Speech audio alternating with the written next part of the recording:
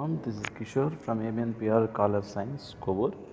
Subject is marketing, 6th semester, BCom vocational and general students. Topic is objectives and essentials of packaging. Packaging లక్ష్యాలు ఏంటి, అందులో గలటువంటి ముఖ్యాంశాలు ఏంటి అనేది మనం ఇక్కడ చూద్దామండి. Packing is a process that speaks of company's ability. ప్యాకింగ్ అనేది కంపెనీ యొక్క సామర్థ్యాన్ని తెలియజేసేటువంటి ఒక ప్రక్రియ. Contents economically manmade or natural products for shipment, storage, sale or final use. So ఇవి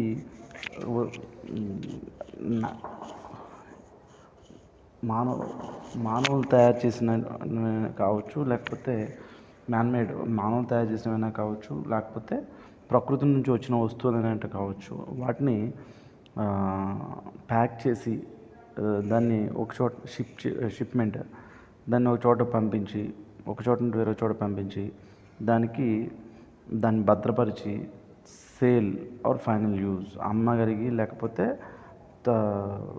తుది ఉపయోగానికి తయారు చేసే దానికి ఒక ఈ మొత్తం ప్రక్రియకి ద్రవ్యత్వాన్ని కలిగించే ప్రక్రియను మనం ప్యాకింగ్ అని చెప్తామండి.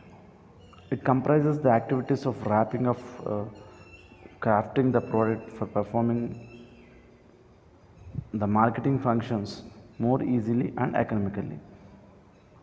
సో ఈ ర్యాపింగ్ అండ్ క్రాఫ్టింగ్ అనే ఒక వస్తువుని సీల్ చేయడం, లేకపోతే మూసివేయడం అనే ప్రక్రియలు ఏవైతే ఉన్నాయో ఇవి ఒక మార్కెటింగ్, ఆ వస్తువుని మార్కెట్ చేసే ప్రక్రియని చాలా సులభతరం చేస్తున్నాయి.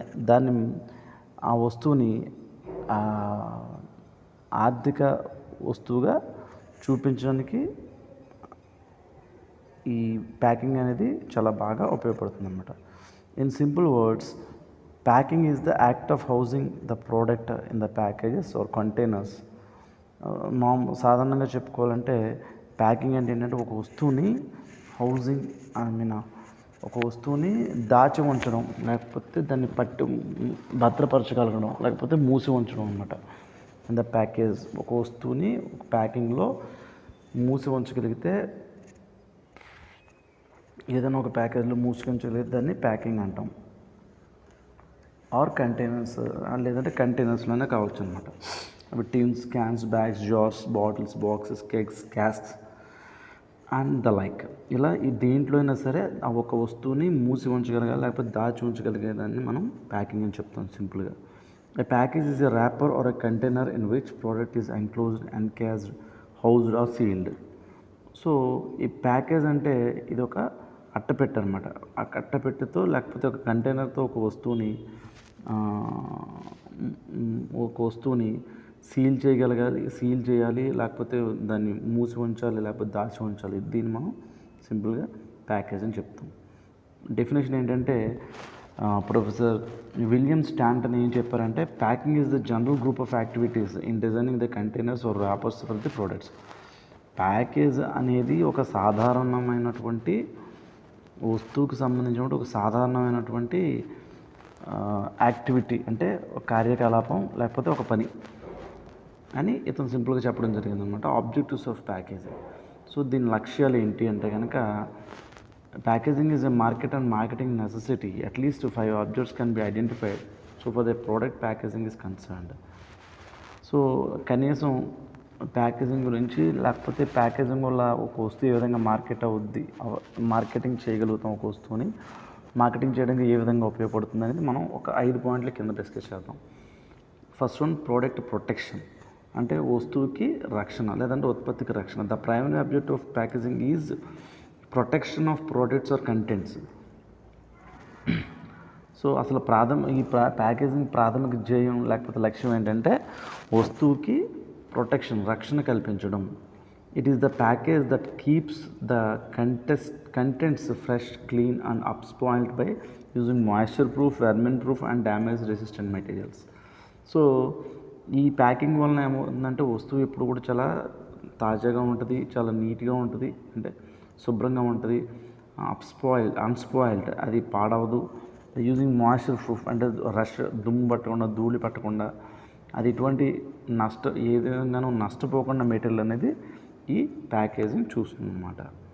ఇది ఒక లక్ష్యం అండి. నెక్స్ట్ వన్ ప్రోడక్ట్ ఐడెంటిఫికేషన్, అంటే గుర్తించడం వస్తువుని. The products available in a shop on shelves must be distinguishable for easy identification. So ఒక షాపులో ఉన్నటువంటి అల్మారాలో ఉన్నటువంటి వస్తువుని ఈజీగా ఐడెంటిఫై చేయడం కోసం ఈ ప్యాకేజింగ్ అనేది ఉపయోగిస్తాం. One brand is to be compared and distinguished from another. ఒక బ్రాండ్ని ఇంకొక బ్రాండ్తో పోల్చడం, దాన్ని విశ్లేషించడం అనేది జరుగుతూ ఉంటుంది. Next brand names, packaging another easy and convenient method to identify the products of different producers or marketers. So ఈ ప్యాక్ చేసిన తర్వాత ప్యాకింగ్ మీద ఉన్నటువంటి బ్రాండ్ నేమ్స్ మనం ప్రింట్ చేయడం వల్ల ప్యాకింగ్ ఉన్నటువంటి రంగుల వల్ల ఆ వస్తువుని, ఆ బ్రాండ్కి సంబంధించిన వస్తువుని ఈజీగా గుర్తించే విధంగా మార్కెటర్లు కానీ ఉత్పత్తిదారులు కానీ తయారు చేస్తారన్నమాట. నెక్స్ట్ వన్ ప్రోడక్ట్ కన్వీనియన్స్, అంటే వస్తు సౌలభ్యత. A packaging aims at providing maximum convenience to the purchasers, producer and distributors like. So దీని ప్రధాన ధ్యేయం ఏంటంటే గరిష్టంగా కొనుగోలుదారులకు కానీ అమ్మకందారులకు కానీ లేకపోతే డిస్ట్రిబ్యూటర్స్ కానీ దాన్ని హ్యాండిల్ చేసే కన్వీనియన్స్ అనమాట. కన్వీనియన్స్ సౌలభ్యాన్ని కలగజేయడం. A nicely design product package facilitates product shipping. అందంగా డిజైన్ చేసినటువంటి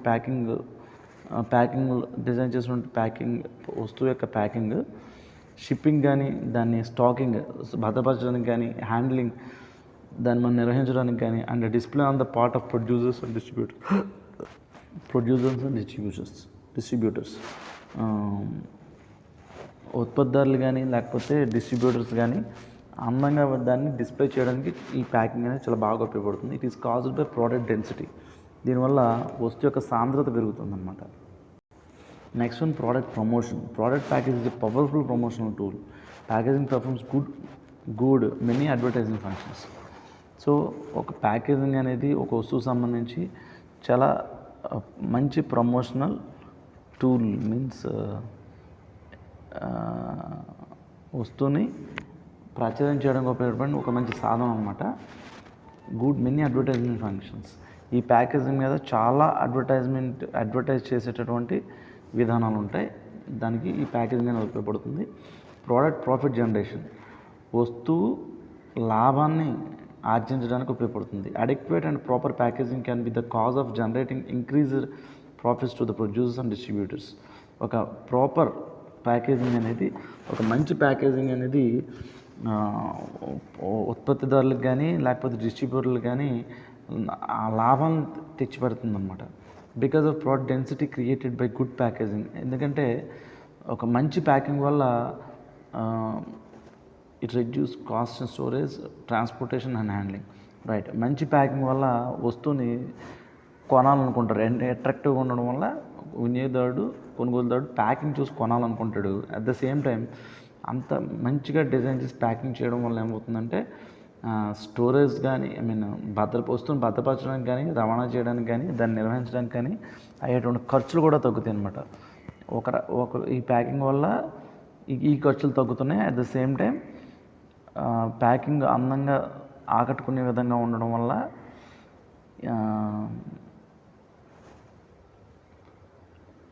ఏమవుతుందంటే అమ్మకాల యొక్క సాంద్రత పెరుగుతుంది అన్నమాట. వస్తువు అమ్మకాల సాంద్రత పెరుగుతుంది.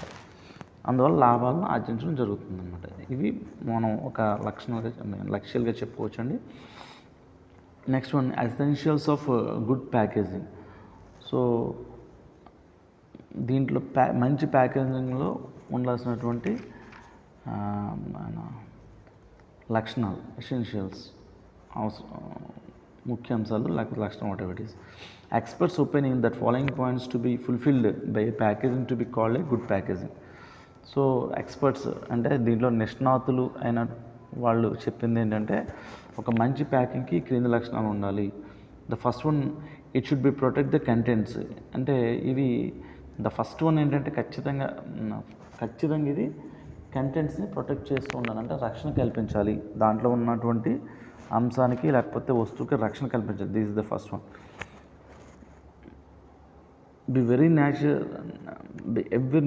every packaging Where in nature, every packaging is designed to protect the contents of it against the natural and artificial factors of damage, such as dust, dirt, watering, evaporation, contamination, shrinkage, thickening, leakage, spoiling, pilferage, theft, fire, flood, and so on. So నేచురల్గా లేకపోతే వచ్చినటువంటి లేదంటే ఆర్టిఫిషియల్గా న్యాచురల్గాను లేకపోతే కృత్రిమంగా వచ్చేటువంటి ఇబ్బందుల వల్ల కారణాల వల్ల వస్తువుకి డ్యామేజ్ కానీ నష్టం కానీ లేకపోతే రస్ట్ తుప్పు పట్టడం కానీ లేకపోతే దుమ్ము పట్టడం కానీ మురికి పట్టడం కానీ లేకపోతే వాటరింగ్ నీళ్ళ తాగడం కానీ ఆవిరైపోవడం కానీ పాడైపోవడం కానీ ఇట్లాంటి ఏమీ దొంగిలించడానికి ఆస్కారం లేనటువంటి లేకపోతే కాలిపోయడానికి ఆస్కారం అంటే అగ్ని ప్రమాదానికి గురయ్యే ఆస్కారం లేనటువంటి ఇట్లాంటి అట్లాంటి వాటి ప్రతిదాన్ని కూడా నిర్మూలించగలిగే లేదా నివారించగలిగే రక్షణనిచ్చి ఇవ్వడం అనేది ఈ ప్యాకేజింగ్ యొక్క మొదటి లక్షణం అన్నమాట. ఒక మంచి ప్యాకేజింగ్ ఉంటే మొదటి లక్షణం. The intrinsic values or qualities of the products are to be maintain intact. So వస్తువుకి ఇవి ఏం చేస్తుందంటే వస్తువుకి ఇటువంటి ప్యాకేజ్ వస్తువు యొక్క విలువని గణనీయంగా పెంచుతుంది. A good packaging is the means for preservation of products from possible damage or loss in value. So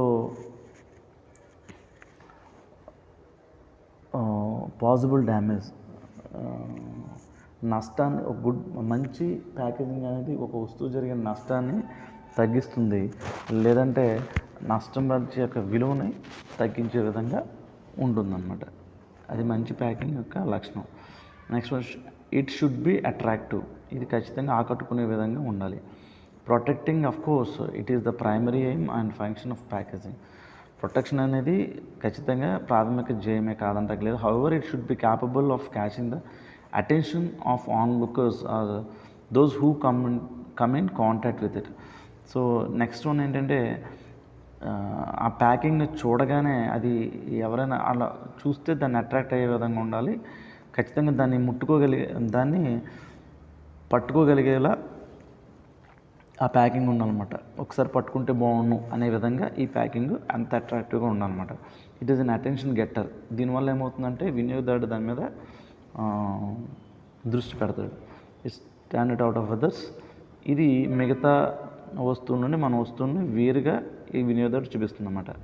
package design, weight, material, colour combinations, graphics, texture, topography, illustrations etcetera are to be pleasing to eyes and appealing to brain. Right. ఈ packaging design కానీ, దాని యొక్క బరువు కానీ, material కానీ, colour combinations కానీ, graphics కానీ, ఇవన్నీ కూడా వినియోగదారుడు యొక్క కళను అట్రాక్ట్ చేయాలి. అట్ ద సేమ్ టైం అతని యొక్క బ్రెయిన్ మీద ఇంపాక్ట్ చేయాలన్నమాట. అదే విధంగా మన ప్యాకేజ్ ఉండాలి.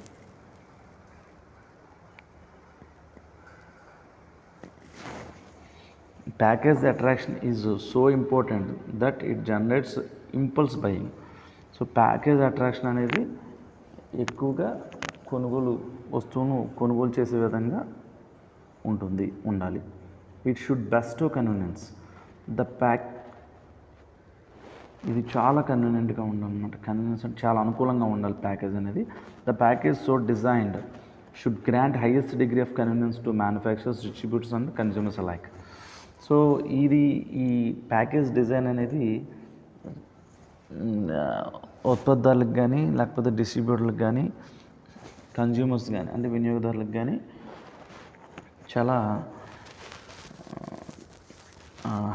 చాలా అనుకూలంగా ఉండాలన్నమాట. Good packaging increase products sanitation, is in handling, transporting, storing and using the packages. So good packaging అనేది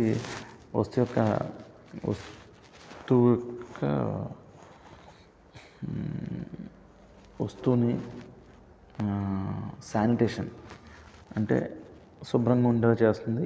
ఈజీ ఇన్ హ్యాండ్లింగ్, చాలా సులభంగా దీన్ని నిర్వహించవచ్చు, ట్రాన్స్పోర్ట్ చేయొచ్చు, దాన్ని మనం దాచడానికి అవకాశం ఉంటుంది. ఇలా ఇవన్నీ కూడా ఒక మంచి ప్యాకేజ్లో ఉంటాయి అన్నమాట. Consumer convenience is of top importance as today's marketing is consumer directed and oriented. ప్రస్తుతం ఉన్నటువంటి మార్కెట్ అనేది కన్జ్యూమర్ వినియోగదారుడి చుట్టూ తిరుగుతుంది. వినియోగదారునికి ఎక్కువ ప్రిఫరెన్స్ ఇస్తుంది అనమాట. వినియోగదారుడికి ఎక్కువ ప్రాముఖ్యతనిస్తుంది. సో ప్యాకింగ్ కూడా వినియోగదారుని ఆకర్షించే విధంగా ఉండాలన్నమాట. ఇట్ షుడ్ గ్యారంటీ ఎకానమీ, అంటే ఇది ఆర్థిక వ్యవస్థకు హామీ. The points of protection, attraction and convenience need not be sacrificed for the economy. So వస్తువు యొక్క రక్షణ కానీ, వస్తువు అట్రాక్షన్ కానీ, కన్వీనియన్స్ కానీ ఇవన్నీ కూడా ఎకానమీ సాక్రిఫైస్ చేసేవి కాకూడదు. అంటే ఆర్థిక వ్యవస్థని బలి చేసే విధంగా ఉండకూడదు అనమాట. Economies is something that reduce not only packing and packaging expenses but also brings down other allied expenses such as transport, warehousing, tax levies, handling. So అంటే ఈ ప్యాకేజ్ అనేది కేవలం ప్యాకేజ్ ఖర్చులనే కాకుండా వాటితో పాటుగా ఇతర అనుబంధ ఖర్చులైనటువంటి ట్రాన్స్పోర్ట్ అంటే రవాణా ఖర్చుల్ని, లేకపోతే వేర్ హౌసింగ్ గిడ్డంగి ఖర్చుల్ని, ట్యాక్స్ లెవీస్ని, హ్యాండ్లింగ్ ఛార్జెస్ ఇవన్నిటిని కూడా తగ్గించేలా ఉండాలన్నమాట.